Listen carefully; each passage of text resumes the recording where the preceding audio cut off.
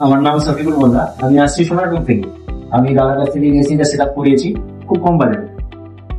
আমি ইউজ করেছি এখানে ইভিএম 310 এর motherboard, Intel i5 11 gen processor, স্টারলাইটের 8816 দুটো র্যাম ইউজ করেছি, কনসিস্টেন্টের এসএসডি ইউজ করেছি, হার্ডেক্স ইউজ করেছি ব্লুটেলের 1 টিবি, গ্রাফিক্স কার্ড নিয়েছি DDR3 4 GB, সাথে আছে এক্সিসেনাল 22 ইঞ্চির মনিটর।